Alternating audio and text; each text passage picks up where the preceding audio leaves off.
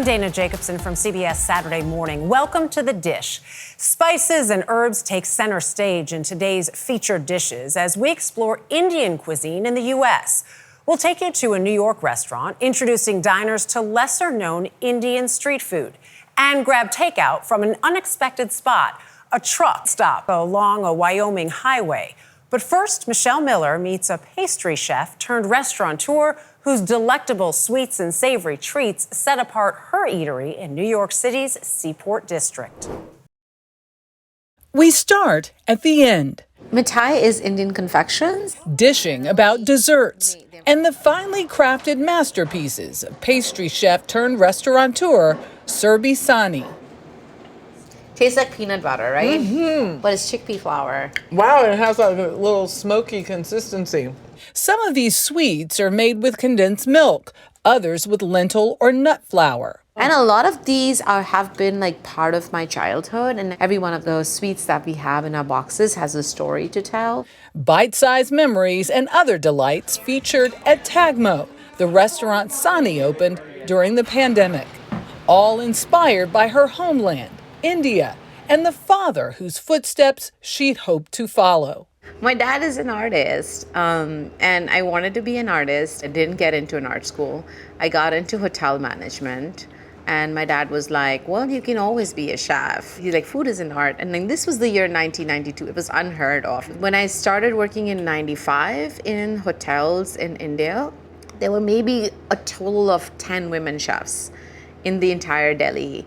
Like, I was one of the few women that were making a career in the kitchen. Not many dads back then pushed their daughters into the male-dominated culinary industry, but hers was special, and so was her timing. My first job was at the Sheraton Hotel in New Delhi, and they were opening an all-women's kitchen at that time. Really? Yeah. Why? I don't know, the chef had that idea. An idea that became Sani's dream, reimagined when she came here to study food and anthropology at NYU. It makes me feel like as if I'm in India, of course, because there's so many Indian places around here. Yeah. But also, like, it's very global, right? She settled into Jackson Heights, Queens, an enclave for South Asian immigrants. Oh my gosh, I can go get a sari. Yes. Let's do it. Go shopping. And began working her way through New York's Indian dining scene, including at the Michelin-starred Devi. I love the chicken sauces. She comes back to Queens regularly to eat. Look at how there's like a little bite of everything in there.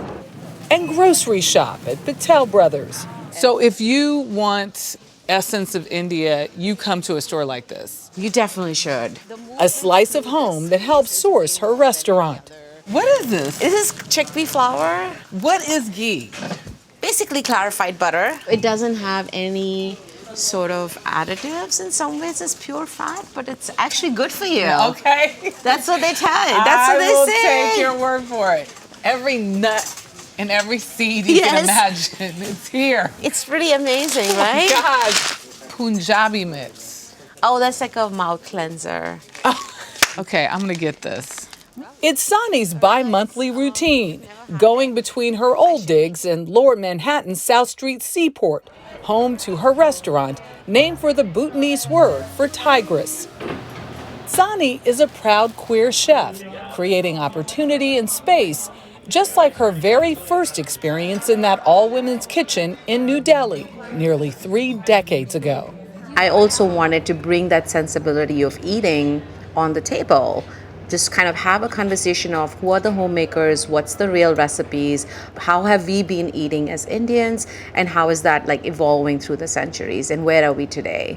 Her dishes are a culinary tour through the diverse regions of India, home to more than 1.3 billion people. I grew up in the north, and so for me to like make South Indian spices or Bengali spices was certainly new. And I practiced and honed my skill in the last few years, and I've brought this all to the table here today.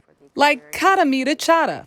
This is sort of my own creation, and it is mangoes, some jicama, chickpeas that is tossed in a devil's chutney as well. You're not having any? I'm going to have some. Yes, you must eat with me. Chat means, by the way, to lick, and like anything that is on the street. Yes, anything that's on the street and you're like licking your fingers is chat. And then we have what we call as sabudana vada, which is Bombay street food, and that is of course saag paneer. Oh, this is my favorite. And bread rolls stuffed with paneer, green chilies, and onions with a tomato chili sauce. This was our breakfast so many times. This is breakfast? We go from breakfast back to that classic Indian dessert. Okay, so tell me which one you think I'm gonna like the best. Point it. I'm not looking. So I'm gonna try each one. Starting with chocolate burfi, caramel burfi, and a few others, including this one, a kaju cutlet made with cashew nuts. What one was your favorite? See? You I said, Oh my gosh, I love it. This is so delicious. Up next, a pit stop along Wyoming's Interstate 80 for some flavorful fare. This is The Dish.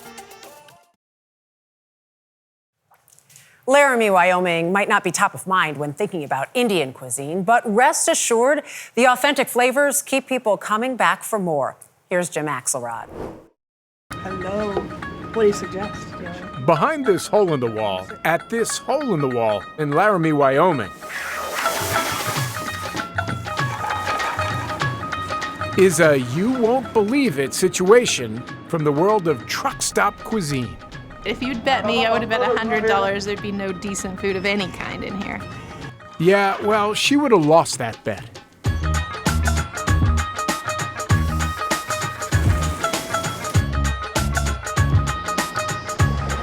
Just off exit 290 on I-80, the Indian food Mintu Pander and his staff are cooking up in this small kitchen behind the window guarantees that. This smells like we're in Mumbai, not in Laramie. Not in Laramie, no doubt.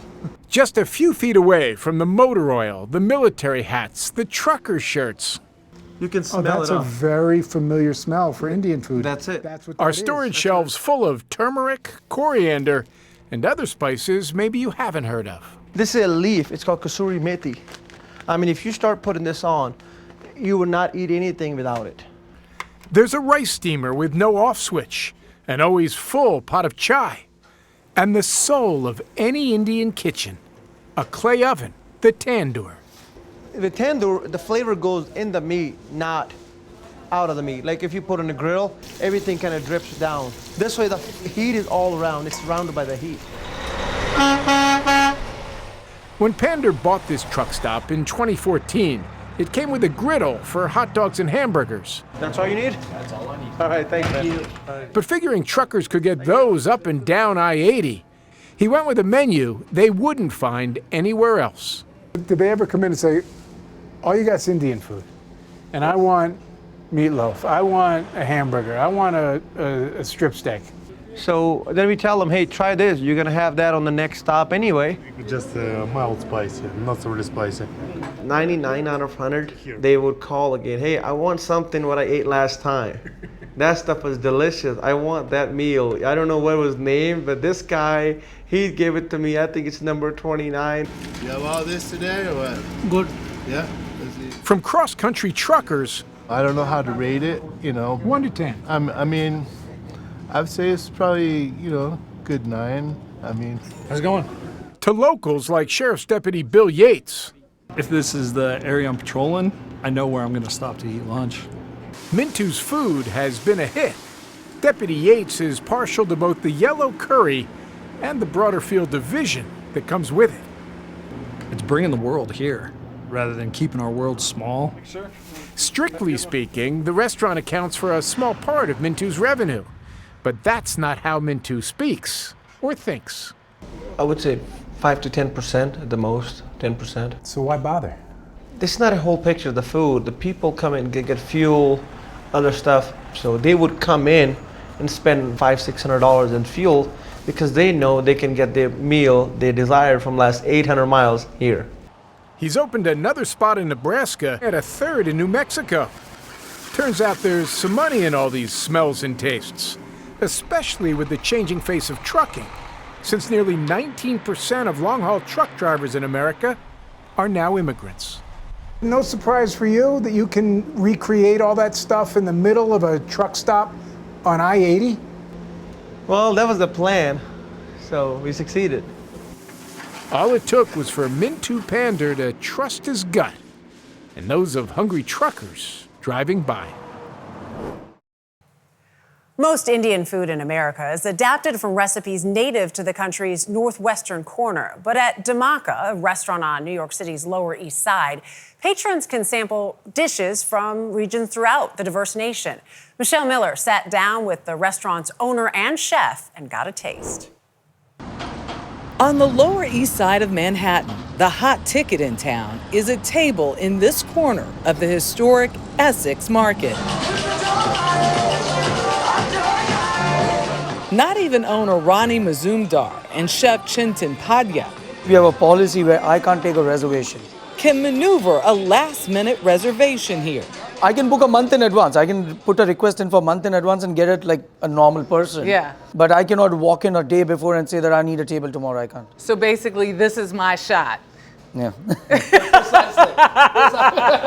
Dhamaka has ignited a mantra, unapologetically Indian. And no wonder, the name itself means explosion. The goal is to demystify Indian food. I feel that if we don't really put out there who we really are, we can't blame people for not loving it.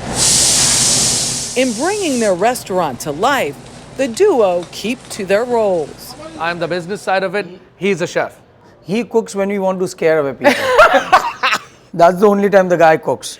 And you're okay with this description? Yes, we both know our weaknesses and our strengths. And what we don't do is we don't step into each other's business. We give each other that utmost trust. Tell me some, was the graffiti part of the aesthetic? It wasn't. We tried our best to clean all of these up. At some point we stopped because we said, you know what? This is Lower East Side. Let it be. The Lower East Side has long serviced the spectrum of newcomers to this nation. The Essex Market has been an institution since being established 80 years ago as a grocery hub for Jewish and Italian immigrants. It closed before the pandemic and relocated across the street with Dhamaka front and center. You know, I guess in the end, it's not about if the restaurant is big, small, all the accolades, take everything away. What you really have is a couple of us immigrants just sharing our cuisine in the way we want to. And I think that makes us no different than anybody else that's in the market, and that's what we're celebrating. Mazumdar moved to New York from Calcutta when he was 12, Pandya from Mumbai in 2013. They opened their first restaurant together in 2017 and own 3 more, all under the banner of Unapologetic Foods. I was also that kid that was trying to fit in high school or junior high and felt ashamed for what the food was being cooked at my home. So I would tell my mom not to cook that fish curry because my friends are coming home. I've been through that. As if like there's something I'm doing wrong. And I think it's not just me. Every single immigrant in this country shares a similar emotion. And somewhere there came a point for both of us. It was that I think it's time we really share who we are. The result? What they call provincial dishes inspired by Pandya's travels across India, where he sampled food from street carts and homes in small villages. But I was cooking to impress others, and I think the day you stop doing that and start cooking what you love to eat, the product changes. You're sharing it. Sharing it. This is what I want to eat. It's a real dish. It's not like I want to sell you this. No, it's something that I love to eat. Do you want to be part of that experience? For this duo, unapologetic Indian cuisine looks like this. Spice, meat on the bone, fish on the bone, and you start to see the vessels that they're cooked in. On our table, we have pressure cooker pulao. Now, when you go to a regular restaurant, when you eat a pulao, it's cooked rice and cooked chicken. But this one is actually made from raw rice. It only gets cooked when you order it. Murg kofta, a chicken meatball stuffed with an egg. And that's a cashew-based sauce. This is dal tadka. Dal is lentil, tadka means tempering. So this tempering is done table side in a regular setting. This is called chapati. Chapati. Yeah, this is one of the most common breads that we eat, and that's a paratha. Pork salad, house-made paneer, We only have one kind of a cheese, a fresh cheese, which is a paneer. and whole fried pomfret. Oh my gosh, that's perfectly seasoned. An Indian menu as diverse as the country and its 1.3 billion residents. It is 3 times the population of America. But if you consider the land, it is 1/3. So it's a very dense populated country, and the cuisine keeps on changing every few miles or 50, 60 miles. So when you think of Indian food, you're essentially trying most of the stuff from Northwest. Got it. And you're contributing that as all of India. What the purpose of this restaurant is to put a spotlight on those regions that are overlooked. We call this is the other side of India. Oh, you're eating that together with But your this hands. is what Look we at used you. to do. Man, look You at know? you. Oh boy. You're getting there. Pandya showed me how to make one of his favorite street foods. We are doing this dish, it's called papri chaat. It's with flour, little bit of, spices, everything inside it, Okay. and it's deep fried. And chaat is like a generic word for a street food in India. Crumbled potatoes, tamarind chutney, Excellent, little bit more. Then we have the sweetened yogurt, yogurt is sauce, spiked with crisps, chili and what red Pandya sauce. calls The magic spice, the spice blend. I like spice. That's it, perfect. Not too much. So take it in, take all the layers. Okay, I'm feeling the heat now. I told you. and the customers are eating it up too. A testament to this team's authenticity as they change the face of Indian cuisine. What people want to feel is first something that's real. So all we can do is put what's real, what's our truth, with our integrity out there on the table. And once people feel that, I think it will inspire a whole new generation of people that will start to think that this is okay.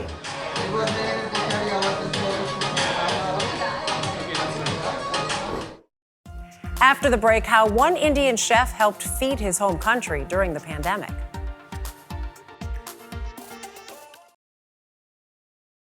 Vikas Khanna has done it all. He's opened restaurants internationally, hosted TV shows, and written dozens of cookbooks. But when the world shut down in 2020, he focused on only one thing: feeding India from halfway around the world. Jim Axelrod has more.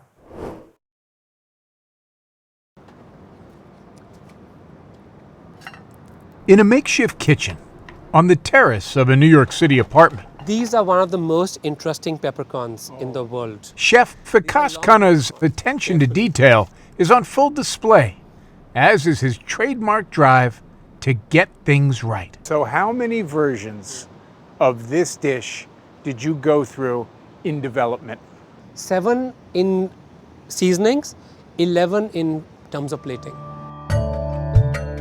Looking at his pan-seared roasted squash with yogurt and beetroot powder, it's hard to argue with his approach, combining the tastes of his grandmother's Indian kitchen with classical French training to develop his own distinctive South Asian cuisine. I like to combine Indian flavors and incorporate them in almost in a creative way. And open some of the hottest restaurants going in New York and Dubai, and soon Beijing and Singapore. But that is what the purpose of cooking is now. You should be cross the borders. These days, crossing borders Every woman gets this one bag. is all Vikas Khanna thinks about. Lentils, we're looking at 10 kgs. Getting help to as many of the 400 million people in India forced into poverty by COVID as he can. That is the true meaning why you became the chef. That is the reason that you were given all these trainings to be that one, to understand hunger so deeper. And then to do something about it. Find a solution.